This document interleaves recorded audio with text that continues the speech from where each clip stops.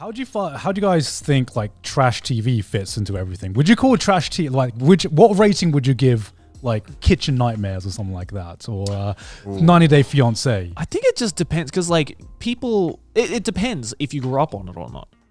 Right, like during were you I like surrounded the character of Gordon Ramsay? Yeah. I'm invested in that character. I like it. I know that most of it, especially in Kitchen Nightmares, is all faked. I don't give a shit. But also, that's the thing. Junk food. It depends on like if you were like raised in a family where like it was like a family event to be like, oh, it's Wednesday night, let's watch Kitchen Nightmares, like that kind of thing, right? Like I didn't grow up in a family like that, so like to me, like I didn't grow up with trash TV at all. So we never watched it together. Yeah. So when I watched like YouTube. Yeah. Oh, okay. So like, cause like.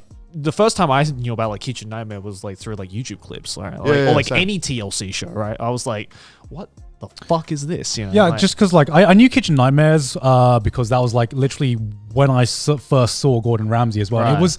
It was the British Kitchen Nightmares as well, which was like you compare British Kitchen Nightmares to American Kitchen Nightmares, and it's like fucking night and day.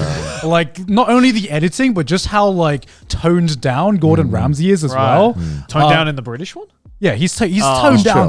He's like it's different, right? Because it feels like in the American one, it feels like they actually get like There's a formula. Huh? There's a formula. It is a formula, but it feels like they get like the worst of the worst fucking chefs in restaurant, like actual clowns. Yeah. To like present their dish to Gordon Ramsay, and it's almost like cartoonish in a way. And you look at the British one, and it feels like it's just like chefs who actually give a shit about their food, who actually just like who just need some advice. Who needs some advice. Yeah. A lot of the times, Gordon Ramsay is like giving them like genuine advice, and maybe they're too headstrong, or maybe they're too prideful to really listen to his advice.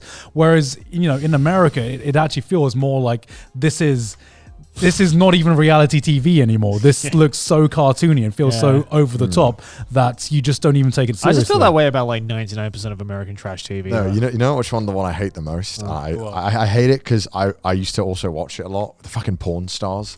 Oh yeah. What's that one? You know it. It's the porn stars. It's the one. It's set in Vegas. Right. It's like the one with the bald guy, and someone comes in. He's like, I've got this thing worth $20 million, and he's like, I'll give you $10 for it. Yeah. I thought you said porn stars. Like pawn. We're British. Like we pronounce it the same way, guys. Pawn stars. Unfortunately, we're not American. They're like pawn stars. Yeah, I thought it was like... We say porn. No, I thought it was a fucking show about literal porn stars. I was like, what is this reality TV show? There's porn stars, and there's also hardcore porn as well, which is the other one. There was like a spin-off to that. There was like a British version of it as well, which was just like... What was it called? Down. Porn in it. Probably.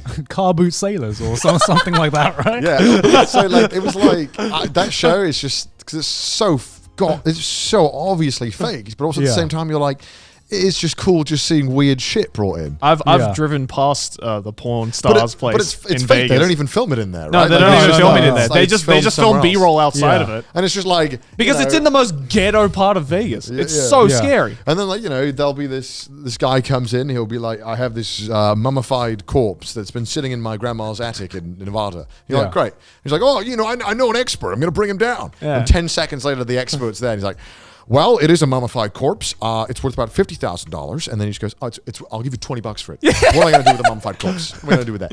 It's just so dumb. The whole formula is shit. And then they just walk out angrily. It's like, you're missing out on a great deal, man. I mean, what I didn't understand about porn stars is like when they started, I guess, introducing storylines. B-plots. They have B-plots. Yeah, they would be like B-line plots with their family that would get resolved in an episode. Like it's a episode of like Happy Days or something like that. Same with Storage Wars as well. My God, I remember Storage Wars. That was so big in the UK. The American one played on UK television so fucking much. Really? Yeah. It was so popular. It was ridiculous. Yeah, I just like thinking back on it. That was the one actually trash TV that came on Australian TV all the time, and my dad was obsessed with it. I just loved it because they would literally be a pile of shit in this room, and these guys would be like, sell that for $50, sell that for $20. Like, where are you going to sell this to?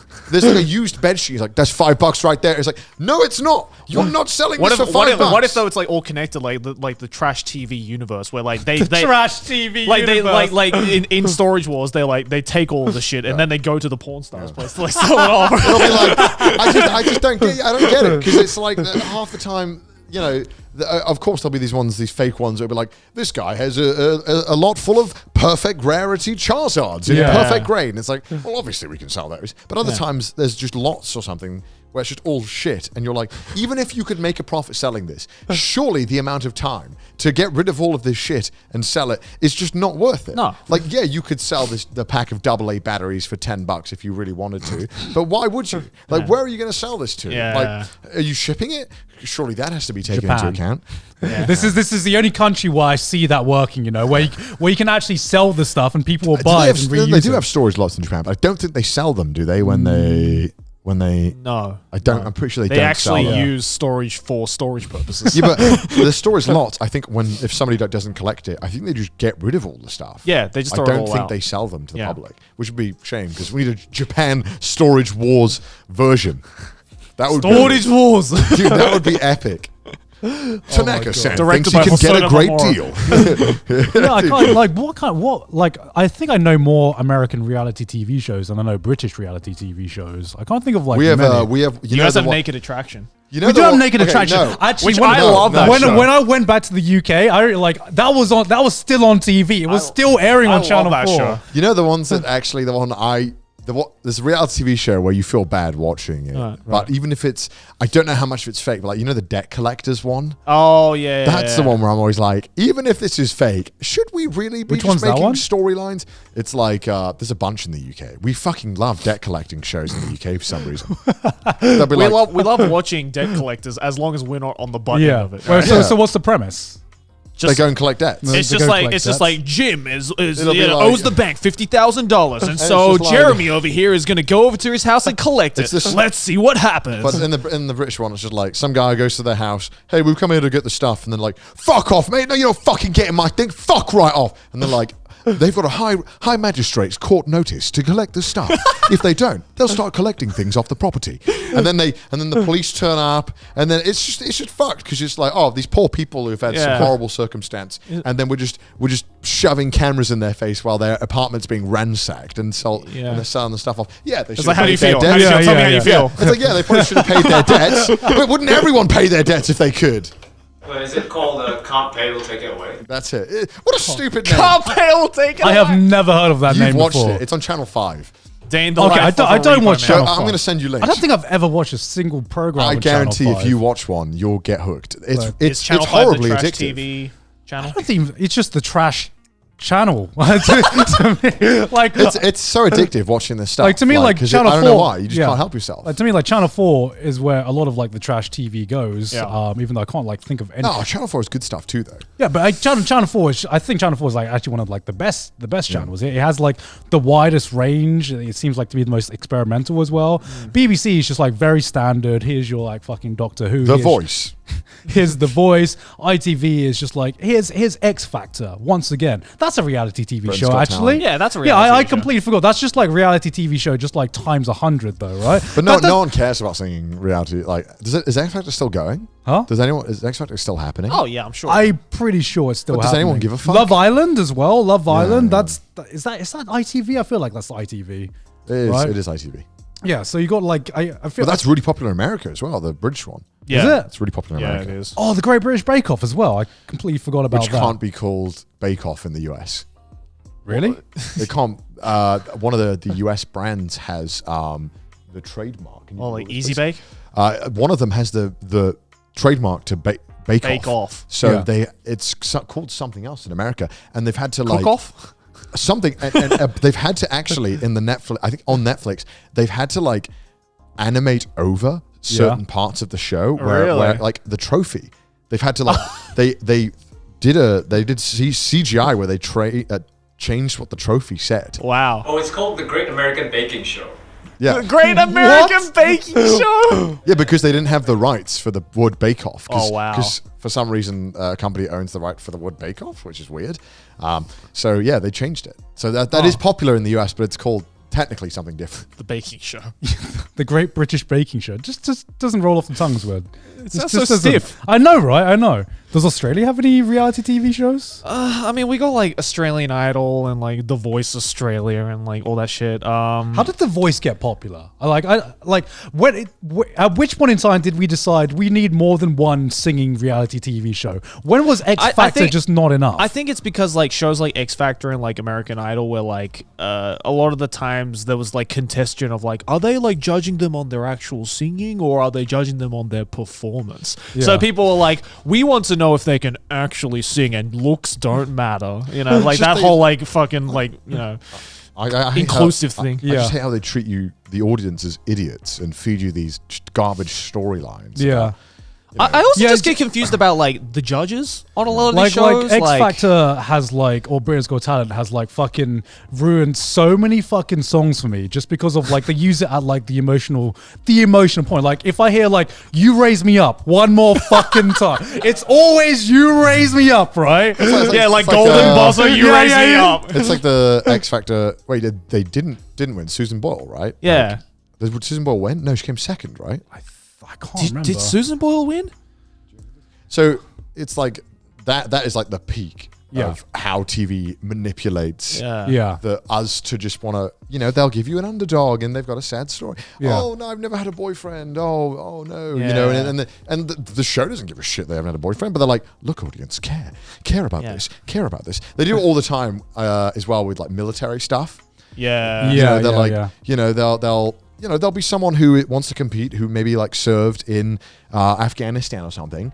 And instead of just being like, hey, this is the talent, it's like, no, you're the guy who went to Afghanistan. Your whole identity is about going to Afghanistan and you're doing this for your troops back in Afghanistan because their one last wish is to see you perform. That's what they do. Yeah, I was watching a thing with Chris in the hotel room, and it was a Britain's Got Talent person who was performing magic, and they served in the military. Yeah. And it was just insulting how they almost just shoved it down your throat. It's like, this is the guy's only reality as a human being is that he served in a war. And it's like, God. Can we not just be people? Do we have to just like do we have to just shove down these suggestible how about you follow the name of your show and just be like, do you have a talent? Yes or no? Yeah. But this is not about that. It's about, is your story compelling? So in this magic show, this guy's doing these tricks and stuff, and you know, not to minimize it, but it was almost beat for beat predictable. And there's just, so there's this one trick where he was doing, and he was like, "Oh, look at the clock and tell me the time." And so right before the point of this trick goes, I was like, Chris, I was like, because Chris was watching it, and I was like, I bet it's the time where one of his friends died or something in the war. No, shit you not. 2 seconds later, he's like, that's the time when my friend passed in the war. God. And it's like, okay, don't get me wrong. I want to say that that is obviously horrific and stuff, but the fact that they're using this as like bait for us. It almost like even trivializes it because it doesn't feel real. It does, like the impact is gone because it feels so manufactured. It's just like they might as well have just put up a cue card to be like, now cry. It's like again, I want to make sure I'm not diminishing it or like you know, trying to minimize it or make it seem like it's not on the guy. It's on the editors of the show. It's on the producers. The shows probably heard this story or something. They're like, yo, play that up. Dude, people want to fucking cry. Yeah, because it's been proven plenty of times that the auditions that we see televised in front of a live audience isn't actually like the first audition. They go through like several stages with the producers. I guarantee he was doing that magic trick, and like one of the producers like just like heavily suggested, yo, you should we don't know. Speculation, by the way. Speculation. But I like in my mind, I'm just like, I feel like one of the producers just went, you know, I feel like you should kind of like try to integrate that storyline into your magic trick somehow. There's definitely kind of stuff that those producers would do. Like we've seen, if you ever look at the people have released the contracts and stuff, they're pretty predatory contracts. Oh yeah. And like a lot of the time, I can't remember which one it was. Either one of these shows, one of the British ones, is like by signing the contract, they owned everything that you would make that you would self-publish online or something. I think it was American Idol. One of them was like, so if you went to even audition and you posted content online, if they wanted to, they could turn around and be like, "Hey, that's ours. That's ours, bro." Yeah, that's just fucked. Yeah, could be Britain's Got Talent. Yeah. I think it might have been. I Britain's think Got it Talent. was because I saw the YouTube video about it. Yeah. Also, Susan Boyle didn't win. She lost out to like diversity. That's right. The people who did. I remember this. Oh, it was like a big like. Because I think everyone at the time. I remember when this was happening when I was younger, and everyone was like, "Oh, Susan Boyle's going to win." So like, there was a big effort to like make it so that she didn't win, or like, right. Opinion. This is when people gave a shit about reality TV. Yeah. Now life is the reality TV. We don't need this shit. We just log on to our fucking Twitters and you get to see reality TV. Where's Susan Boyle now? Hopefully doing well for herself, but no one's talking about her. Well, sure. I would like to go back to the times when we could just shit on reality TV and that just have like zero effect in our lives. Yeah. That's the good old days for me.